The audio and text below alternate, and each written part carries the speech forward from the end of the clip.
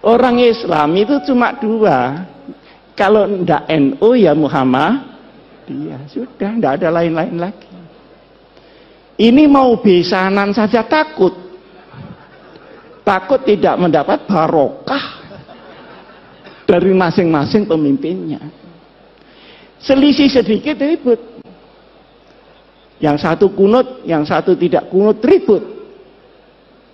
Padahal di kitabnya orang NU ada kunutnya dan ada tidak kunut. Tapi karena dia terkooptasi oleh golongan, ribut. Kalau tidak kunut itu begini-begini. Alhamdulillah sekarang ini sudah tidak ribut karena sudah tidak sholat subuh.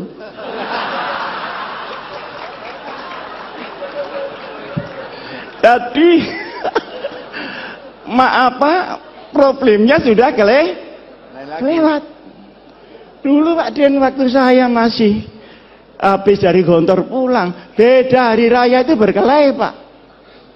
Takut ini puasanya dosa segala macam. Padahal yang selisih Muhammadiyah sama NU ini kan cuman tanggalnya, kan bukan hari rayanya. Bener apa enggak? Betul. Nah, kalau dibutuhkan pengasuh sahih sudah. Yang beda itu tanggalnya. Kalau sholatnya ya itu Allahu Akbar sekian kali takbirnya ya sama. Loh kenapa tanggalnya kok enggak sama? Ngitungnya enggak sama. Kalau NU itu harus kelihatan tanggalnya dan itu perlu 2 derajat di atas ufuk. Muhammadiyah pokok sudah istimewa selesai lah. Ada apa mesti diinceng itu? Apa tamu dia? Lah yang nginceng ini ya tidak mau disalahkan. Karena Rasulullah Shallallahu Alaihi Wasallam itu nginceng. Sampai saya ketika itu Pak Din belum jadi ketua Muhammadiyah. Jadi ketika itu ketua Muhammadiyahnya Pak Syafi'i Ma'arif. Saya diundang oleh Pak Yusuf Kalla. Marah-marah Pak Yusuf Kalla itu. Ini gimana NU sama Muhammadiyah? Masa enggak bisa jadi satu hari rayanya itu? Repot masyarakat kalau begini. Saya tanya, caranya bagaimana Pak? Ya kompromi lah. Caranya, dengan Pak Den ya, maaf, dengan Pak Den. Katanya Pak JK, bagaimana kalau Muhammadiyah turun 1 derajat? NU-nya naik 1 derajat. Oh, kalau begitu langsung cash and carry saja. Ini fikihnya pedagang itu di sini.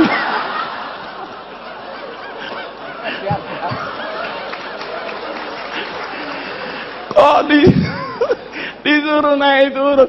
Bilang enggak bisa Pak itu. Lah terus yang bisa bagaimana? Yang bisa pengertian seluruh umat Islam bahwa perbedaan itu terbuka memang ada.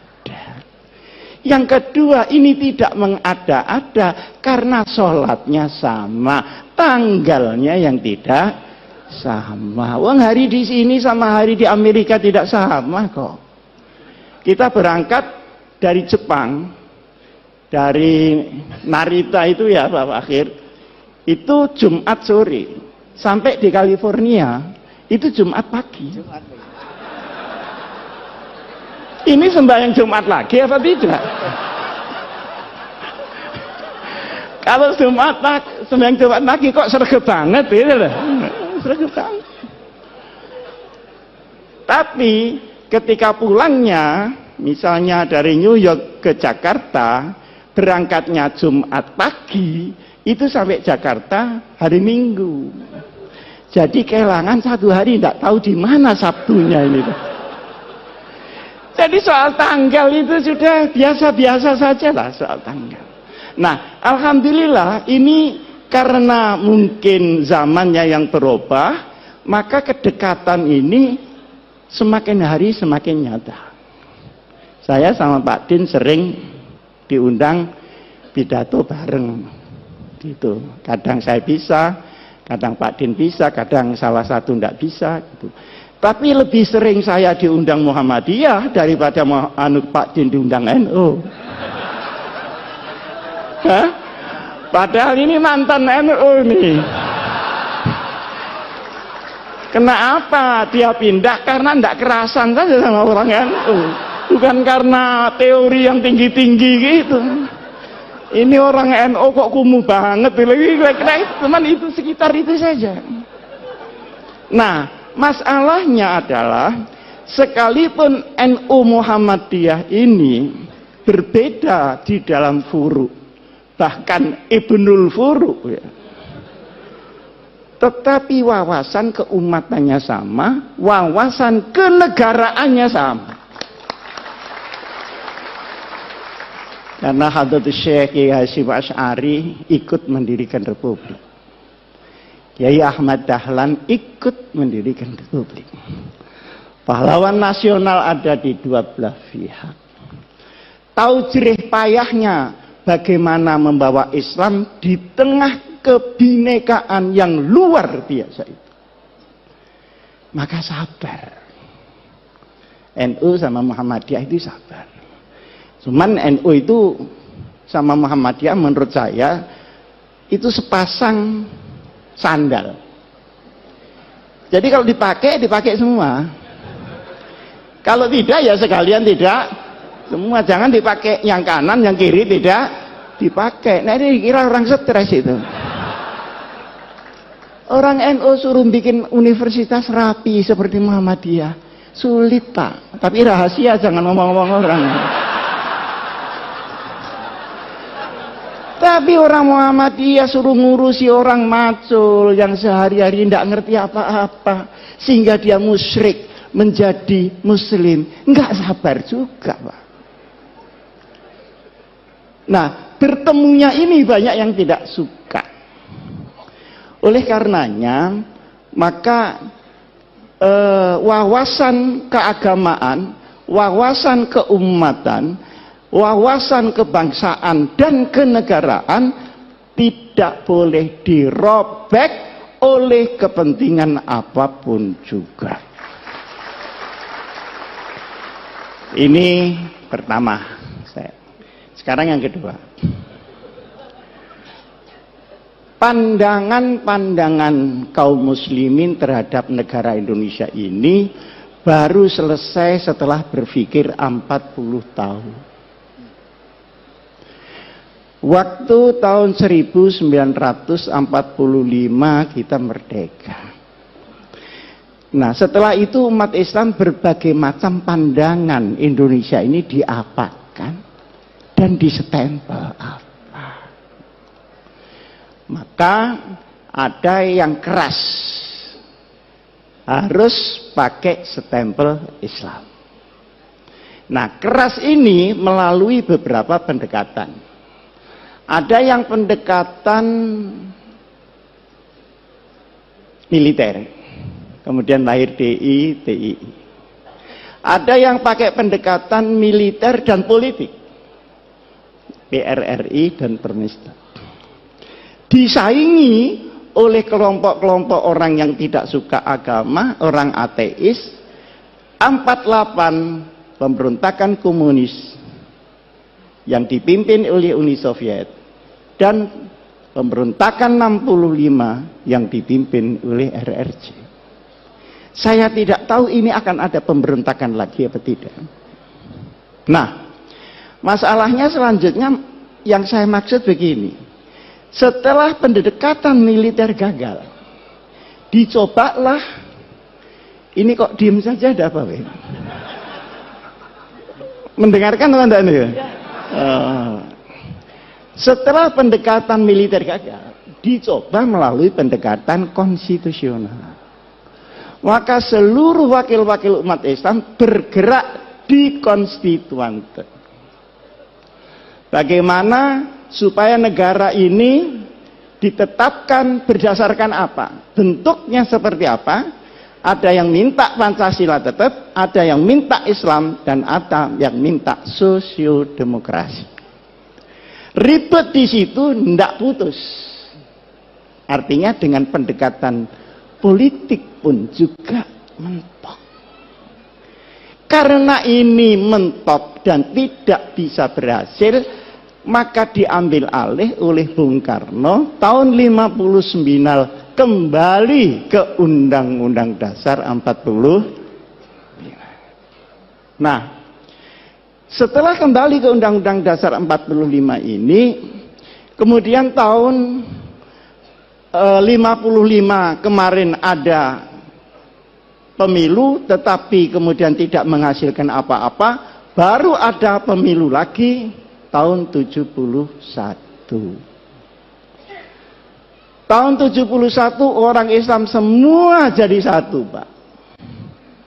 Yang Pak Idham, yang Pak Muhammad Nasir, yang Pak Kasman Singotimojo, yang Pak Nurholis Majid, yang Gus Dur, semua bersatu membela satu partai bersama, namanya Partai Persatuan. Sampai dengan tahun 82 berhasil utuh, tapi setelah itu mulai retak-retak. Maka sekarang P3 yang dulu dimodali dengan darah dan air mata, per hari ini masih layamutu wala ya. Mudah-mudahan qad aflaha man tazakka. Nah, ini perjalanan. Dari sini ulama-ulama itu berpikir, ini kenapa ya? Di sini kok enggak pas. Ternyata kesimpulannya, Islam di Indonesia seperti tadi yang disampaikan oleh Pak Fakhir itu benar. Islam dalam peradaban belum tentu Islam dalam formalistik. Di sini masalah yang timbul. Nah, akhirnya ketika diformalkan menjadi banyak tentangan dari kelompok umat Islam sendiri. Disinilah maka kemudian dikaji sampai dengan tahun 1983. Berkumpullah ulama-ulama ketika itu di Jawa Timur dan tempatnya di Sukoharjo, di pondoknya Kiai As'ad, ngumpul semua. Cari jalan supaya selamat, sudah tidak ada goncangan-goncangan lagi, ini bagaimana? Akhirnya ditetapkanlah bahwa untuk urusan ideologi negara ditetapkan oleh mayoritas bangsa yang namanya Pancasila, kemudian akidah kita tetap Islam sesuai dengan keyakinan kepada Allah Subhanahu wa ta'ala. Ini baru selesai tahun 84. Pendekarnya ketika itu mungkin banyak orang tidak tahu. Pendekarnya adalah seorang ulama namanya Kiai Haji Ahmad Siddiq. Beliau putra dari Kiai Siddiq. Kiai Siddiq itu asal dari Lasem. Kemudian karena kalah berdebat nahwu, malu pindah ke Jember. Jadi dulu berdebat kalah itu malu. Nah sekarang sudah kalah berkali-kali, alhamdulillah tidak ada malunya sama sekali. Pergi ke Jember. Saya tahun 83, ini belum pernah saya ceritakan di sini. Tapi mumpung ini ada waktu dan saya juga sudah menjelang tua, ada perlunya saya sampaikan. Saya tanya beliau, Kiai, ini penempatan negara dengan ideologi sendiri dan Islam sebagai umat Islam ini politis apa ijtihadi? Jawabnya beliau, ini ijtihadi, bukan politis, dan silahkan pakai untuk selamanya. Nah, karena saya tidak puas, saya tanya, dasarnya apa, Kiai? Kemarin saya sudah menyampaikan ke Pak Hasan, kalau setelah saya di kantor itu memang ngaji pindah-pindah begitu, sana 3 bulan, sana 3 bulan, termasuk ngaji di Kiai Ahmad Siddiq. Dibukakanlah oleh Kiai Ahmad Siddiq Mitsaqul Madinah, perjanjian Madinah. Iki sing bahasa Jawa. Iki si sadurunge kowe takon, waca dhisik iki. Mitsaqul Madinah. Pada tahun kedua dari hijrah Nabi besar Muhammad sallallahu alaihi wasallam. Nah, setelah saya baca, ya saya bisa lah baca, wong lulusan Gontor masa enggak bisa bahasa Arab. Bisa saya baca. Komentar saya, subhanallah, ini adalah piagam yang paling orisinil untuk demokrasi dan kemanusiaan. The original conception about humanity and democracy. Luar biasa ini. Ketika itu saya membaca, tidak saya apalkan karena memang bukan mahfudhot, tapi saya masih ingat poin-poinnya. Poin yang pertama, ukhuwah bainal muslimin. Oh, kenapa ya kok tidak ukhuwah Islamiyah ya? Ternyata kalau Islamiyah itu mesti ukhuwah Pak Fakir. Yang ruwet ini kan musliminnya. Khutbahnya waqtasimu, keluar masjid watafar. Di dalam kita wiridan, di keluar kita ganti sandal baru, kan begitu. Jadi yang ruwet ini musliminnya. Di situ diterangkan untuk urusan-urusan yang furu'iyah, sudahlah na'amaluna walakum na'malu. Untuk yang usul, ini kalau ada perbedaan harus dibicarakan di antara para ulama. Jangan dibicarakan di luar para ulama. Nah sekarang enggak. Ada anak Ansor sama pemuda Muhammadiyah ribut soal tahlil. Ini nyampe apa enggak ke yang mati? Kata Ansornya, nyampe. Loh buktinya, karena setiap kiriman enggak pernah kembali. Loh ini ngomong apa?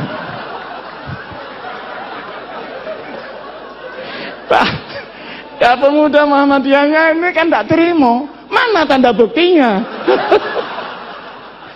Nah kalau diserahkan bangsa begini ini Pak, innalillahi wa inna ilaihi raji'un. Nah kalau sudah sampai top dia merusak Islam, dia harus dinyatakan tegas dia berada di luar Islam. Luar biasa. Saya baru diberitahu oleh polisi. Dulu Pak Asim, ada orang ngaku malaikat Jibril namanya Lia Eden. Bener ya? Ada orang yang mengaku Nabi Muhammad namanya Musad. Dua-duanya ditangkap. Dimasukkan di tahanan, ditanya oleh polisi, wahai malaikat Jibril, pernahkah ketemu Nabi Muhammad ini? Ternyata belum pernah ketemu dua orang.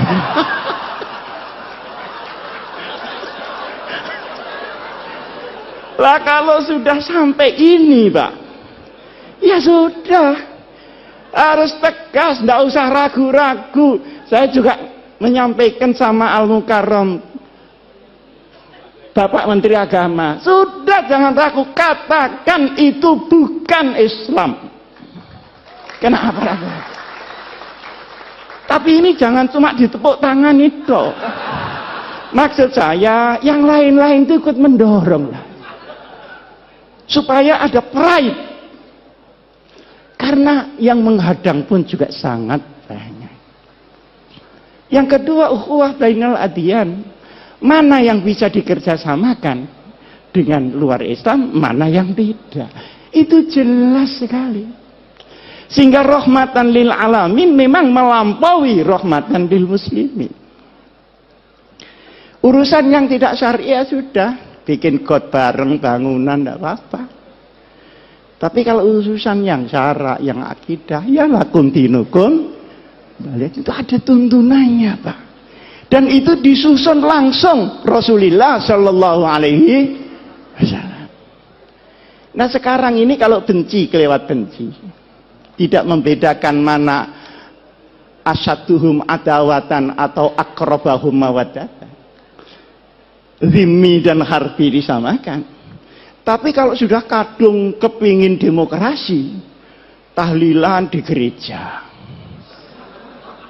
itu kurang tempat apa bagaimana? Seperti orang Kristen, nggak usah lah disuruh Jumatan. Nanti sandalnya hilang. Saya kan sering dicemooh sama orang Kristen. Gimana orang Islam itu? Uang ibadah kok sandalnya hilang? Ya mesti saja karena sandalnya ndak dipakai. Nah sampeyan sepatunya dipakai. Jadi yang hilang ya ndak sepatunya, sepeda motornya yang di luar itu yang hilang. Jadi yang seperti disampaikan oleh Pak Din tadi sajalah al-hanifiyatus samkhah, itu pas sudah itu. Ini jangan diumek-umek lagi gitu maksud saya. Nah, kemudian yang menarik lagi untuk qabilah-qabilah di luar hukum syariat dipersilahkan untuk menggunakan kebiasaannya masing-masing. Ini saya belajar usul fikih di sini juga begitu Pak Hasan. Mabhadi awaliyah. Itu belum mabhadi akhiriyah loh. Masih mabhadi awaliyah, tetap kunci. Karena itu digawa diintil-intil tok gak arep apa-apa kunci. Bab mabhadi awaliyah. Di situ kan ada al-ahdah muhakkamah. Tapi yang muhakkamah yang bagaimana? Tentu yang tidak khilafis syar'i. Ma warada fi syar'i mutlaqan wala dhabita lahu wala fil lughah yurja'u ilal 'urf. Berarti ada status di dalam adat sepanjang dia menjadi al-'urf yang tidak muta'arif. Ini kan sangat jelas. Nah, sekarang ini semua diubah. Yang lunak terlalu lunak, yang keras kekerasan. Semua yang lain dirinya dibilang kafir, masuk neraka. Neraka semua masuk neraka, surganya cuma dia aja. Lu kok enggak takut masuk surga sendirian? Yang arduhat samawatu wal gini-gini ini bagaimana? Nah, ada lagi yang kita merasa bahwa itu bukan Islam, seringkali ya, tetapi sesungguhnya itu pilar di dalam Islam, adalah kepastian hukum. Innallaha ya'murukum an tu'addul amanati ila ahliha. Tu'addul amanati ini untuk Pak Hidayat Nur Wahid. Untuk politisi-politisi supaya membawa amanat rakyat. Jangan 5 tahun sekali datang ke rakyat terus tidak tahu lagi, menunggu 5 tahun lagi. Ini yang tidak tepu, ini mesti pendaftar. Nah, kalau idza hakamtum, ingat bainan nas bukan bainal muslimin, antahkumu bil adl. Penegakan hukum ini harus sama rata sama rasa.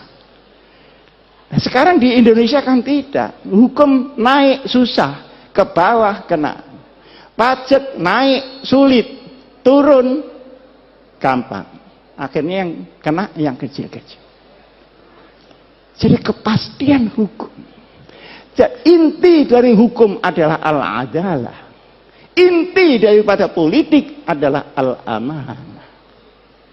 Kalau dua ini hilang, maka hukum akan menjadi cerita dan politik akan menjadi akumulasi kekuatan saja. Luar biasa, Pak. Di bawah ada lagi al-musawah bainal iqtisad,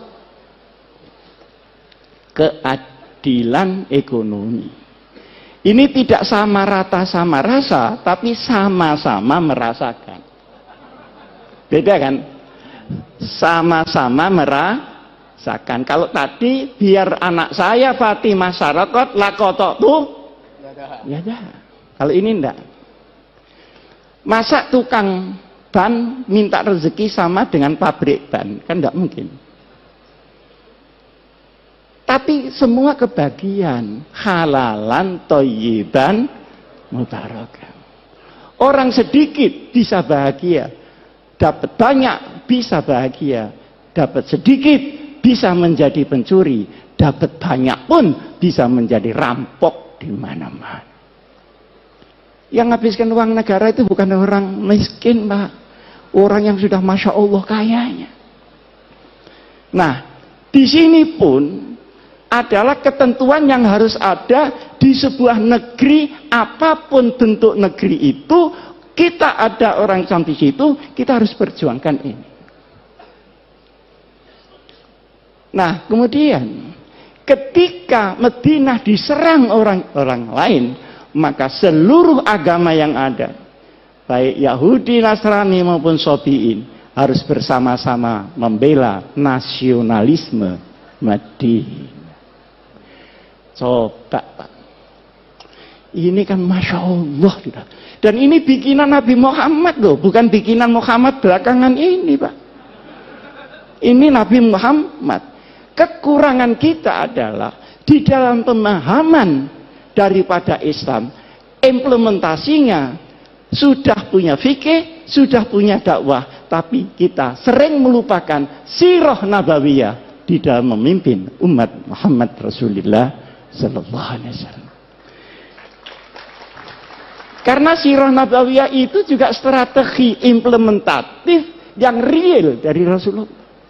Kapan Rasulullah dakwah diam-diam, kapan terang-terangan, kapan mengungsi, kapan hijrah besar-besaran, kapan dia menunggu, dan kapan beliau membalas serangan. Semuanya ini harus kembali di dalam benak kita. Nah, sekarang ini para bapak yang saya muliakan, negeri yang tadi oleh para ulama diputuskan tahun 84 itu supaya diisi, jangan didekonstruksi.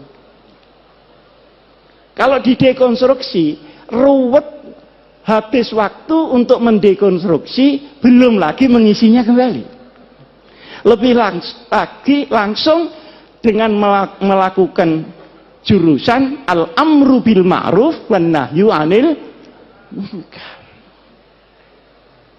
Seperti ada LGBT itu kok saya dengar yang teriak-teriak kok cuman saya, yang lain-lain ini gimana kok enggak teriak-teriak. Itu kan embrio supaya laki-laki kawin dengan laki-laki, perempuan kawin dengan perempuan, kan gitu maunya Pak Fakir. Kalau perempuan kawin dengan perempuan, saya nggak tahu lah karena saya nggak pernah jadi perempuan. Tapi kalau laki-laki kawin dengan laki-laki, itu mau olahraga atau mau kawin? Digempur saja. Saya juga ditanya pada Pak Hidayat, ini gimana gempur dari segala penjuru yang udkhulu min adwabin mutafarriqah. Jadi jangan menghilangkan amar ma'ruf nahi mungkar, sekalipun kita tidak melakukan dekonstruksi di dalam bentuk, tetapi kita harus selalu di dalam isi. Kadang-kadang kita menemui hadis Rasulullah Sallallahu Alaihi Wasallam, al hikmatu dhalatul mu'min iltaqataha aynama wajadah. Perkara yang hak itu milik orang Islam. Kalau tidak ada di tempat kamu, ada di tetangga, berarti itu milik kamu yang di sana. Ambil kembali. Jangan tetangganya dimaki-maki karena tetangga. Kalau bapak-bapak pergi ke Jepang, pergi ke Taiwan, pergi ke Korea, Masya Allah, perlindungan konsumen, perlindungan jual beli, kualitas. Nah ini ada saksinya Pak Fakhir, dilindungi oleh undang-undang. Jadi kalau kita ke Taiwan, kehilangan koper di bandara, pasti kembali. Karena mengembalikan itu biaya negara, dan tidak mengembalikan adalah kriminal. Loh, bukankah sepotong ini juga Islam? Seperti di Jepang, itu kalau ada toko malsu kualitas, langsung ditutup Pak. Jadi wailun lil mutaffifin.